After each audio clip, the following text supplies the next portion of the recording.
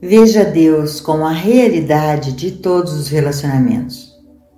Agora que estamos no caminho espiritual, estamos nos esforçando para viver uma vida espiritual. Nós queremos, nós desejamos, nós ansiamos por isso. Mas isso não é suficiente. Existe um preço, existe um pré-requisito para a vida espiritual. Devemos superar algumas das tendências naturais da humanidade que não são naturais para o sentido espiritual. Devemos desistir do conceito limitado de religião que temos mantido e começar a conhecer aqui e agora que a verdadeira religião é o conhecimento de Deus e da nossa verdadeira identidade. A menos que você veja que a religião verdadeira é o conhecimento de Deus e o relacionamento de Deus e do homem, você sempre estará correndo de uma igreja para outra, de um professor para outro ou de um livro para outro. Ao viver a vida espiritual, posso assegurar-lhe que você pode vivê-la muito harmoniosamente, seja dentro ou fora da igreja ou organização, se você pode entender a natureza de Deus e o relacionamento entre Deus e o homem. Onde está seu coração, está o seu tesouro.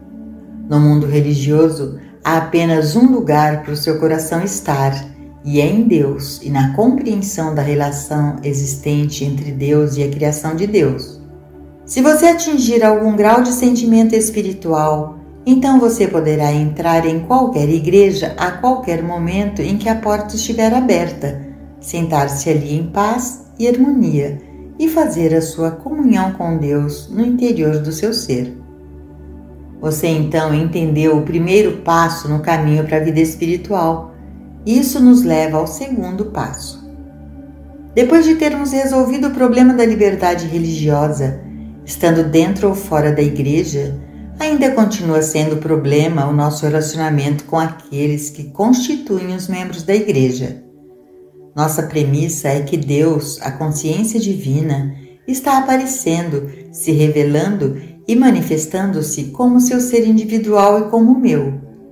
Você parou para pensar que nós não dizemos a menos que você seja um judeu ou a menos que você seja um católico romano ou qualquer outro a menos que? O único a menos que conhecemos é que não há vida espiritual para você ou para mim, a menos que saibamos que a vida que é Deus não é apenas minha, mas também a sua, não importa quem ou o que possamos ser na cena humana. Se a verdadeira religião está em nosso coração, se estamos no caminho espiritual, se vemos Deus como a realidade do nosso ser e do ser de todos aqueles com quem entramos em contato, então estamos certos de encontrar quem possa ser marido, esposa, filho, companheiro, em qualquer tempo e circunstância, e será sempre aquele ou aquela a quem Deus revelou para nós. Dizem que não há casamentos feitos no céu, mas nisso não acreditamos. Casamentos na terra podem ser feitos por razões terrenas, mas há casamentos feitos no céu, sim, e isso ocorre sempre que o indivíduo está realmente no caminho espiritual, vivendo com Deus como sua principal preocupação e com o companheirismo como consideração secundária. Então, Deus se revelará, e se revelará como marido ou esposa. Sob tais circunstâncias, o casamento será legítimo, ou Deus se revelará como legítimo companheirismo, uma amizade de direito ou um vizinho legítimo. Existe algo como uma relação espiritual entre um homem e uma mulher. Quando digo isso, não estou sentado em uma nuvem e dizendo que isso não pode se manifestar como um relacionamento normal. O relacionamento que nos vem através da atração espiritual não é uma relação intangível fora do espaço. Isso não significa um relacionamento que não possa ser entendido por outras pessoas. É o mesmo tipo de relacionamento que existe desde o início dos tempos, apenas com uma atmosfera mais elevada, mais limpa e mais doce. Não há nada grosseiro ou sensual sobre o relacionamento entre amigos e, da mesma forma, o relacionamento conjugal pode ser normal, feliz e natural, sem descer ao nível do animalismo. Isso é possível e, na verdade, Existem aqueles que realmente e verdadeiramente veem Deus e o relacionamento de Deus com sua criação individual primeiro, por último e sempre. Essa é a nossa atitude no caminho espiritual em direção a todos que encontramos. Nós devemos entender que devemos estar no mundo, mas não sermos dele, no que se refere a igrejas e organizações.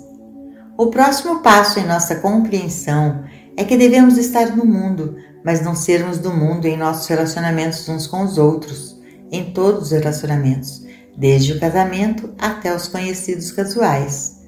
Nós devemos estar no mundo desses relacionamentos e desfrutar de todos eles, mas não nos apegarmos a ninguém. Aprenda o significado interno das palavras. Ainda há mais um passo. Não devemos usar palavras em nossa vida religiosa, a menos que elas signifiquem algo para nós. Não use a palavra Deus levianamente. Não use a palavra Deus a menos que você entenda o que você está falando. No momento em que você diz a palavra Deus e pensa que isso significa Jeová em uma nuvem ou Jesus na cruz, você não trouxe Deus para uma consciência compreensível em sua vida cotidiana. Traga a palavra Deus em seu coração, em sua alma e ore para que o Pai revele a você a natureza e o caráter reais, a essência do que é Deus, e então, quando você diz Deus, você sabe tanto do que você está falando quanto quando você usa a palavra mãe ou pai. Você entende o relacionamento de uma mãe com seu filho, e esse relacionamento é o mesmo, independentemente do tipo de mãe a quem você está se referindo. A sua experiência com a palavra mãe é diferente da palavra pai, irmão ou irmã. Não há mistério oculto sobre essas palavras. Cada um tem seu próprio significado em seu pensamento. Agora você deve fazer de Deus real para você como seu amigo, irmão, mãe ou pai. Certifique-se de obter um entendimento sobre Deus, porque sem o conhecimento de Deus, você não pode estar no caminho espiritual. Você nunca vai estar no caminho espiritual meramente falando de Deus, ou lendo sobre Deus em livros, ouvindo Deus em palestras, ou tomando instruções sobre Deus. Você só conhecerá Deus quando Deus se revelar para você dentro do seu próprio ser. Isso nunca pode acontecer a menos que você mesmo traga isso. Deus não se forçará a você. Você mesmo, deve tomar a decisão de encontrar o verdadeiro significado da palavra Deus. Quando você tiver sucesso, Deus se tornará uma presença e um poder reais, e você não se encontrará dizendo: eu sei tudo sobre Deus, mas eu nunca o senti ou ouvi. Ainda é um Deus distante para mim. Isso não deve acontecer com você. Essa instrução não pretende iluminá-lo com uma infinidade de declarações sobre a verdade. Existem apenas 3 pontos que compõem a mensagem da verdade nesta instrução, e eles são Deus individualizado, e o erro como sugestão ou crença do mundo, que deve ser rejeitada para não sofrer os seus efeitos. Isso é tudo. O propósito deste trabalho é continuar a elevá-lo na consciência até que você possa dizer: eu sei o que é Deus. Você deve conscientemente desenvolver este conhecimento dentro do seu próprio ser, pois vem das profundezas do seu ser, e você deve continuar até que você possa viver com Deus e em comunhão com Deus, enquanto dirige um carro, enquanto anda ou faz compras, até que você possa sentir Deus fluindo para fora. Eu disse, não use a palavra Deus levianamente. Faça-se conhecer a Deus. É um dos sentimentos mais maravilhosos, mas é bem mais que um sentimento. É a sua vida eterna. Você nunca terá imortalidade ou eternidade, a vida eterna, até que você conheça a Deus, e não apenas algumas palavras sobre Deus. O mesmo é verdade com a palavra Cristo. Como essa palavra é abusada! A extensão que usamos a palavra Cristo sem entender a luz, o poder, a delicadeza, a divindade desta presença chega a ser um sacrilégio.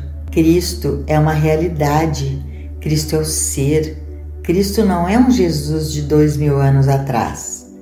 Cristo é o Espírito que animou Jesus além de qualquer coisa que qualquer homem jamais conheceu, mas não além daquilo do que pode ser conhecido. Nós podemos ir tão longe quanto Jesus foi e mais adiante. Não disse ele: aquele que crê em mim também fará as obras que eu faço e as fará maiores do que estas? João 14, 12. Na manifestação e no desenvolvimento do Cristo, a realização de Cristo como seu próprio ser, não há nada para demonstrar. Vosso Pai sabe que precisais dessas coisas e é de seu agrado dar-vos o reino. Nunca seja culpado por tentar demonstrar algo e ainda afirme que você está no caminho espiritual. Você não tem nada para demonstrar. Existe um Pai Celestial, existe uma consciência divina, existe uma influência que guia neste mundo e está aqui na Terra, e ela é sua. Nós fomos tão longe quanto o filho pródigo. Volte para onde você aprende, de uma maneira espiritual, o significado da criação de Deus, desdobrando-se e revelando-se como um universo maravilhoso, e então você terá aprendido o segredo. Você não é um ser humano. Toda a cura está no mundo da crença. Toda a cura acontece no sonho de Adão. Deus não sabe nada sobre isso, porque em todo o reino de Deus nunca houve pecado, doença ou morte. É por isso que entendemos erroneamente a missão de Jesus no mundo. Se você crê nos ensinamentos da igreja, então Deus enviou Jesus para curar os enfermos.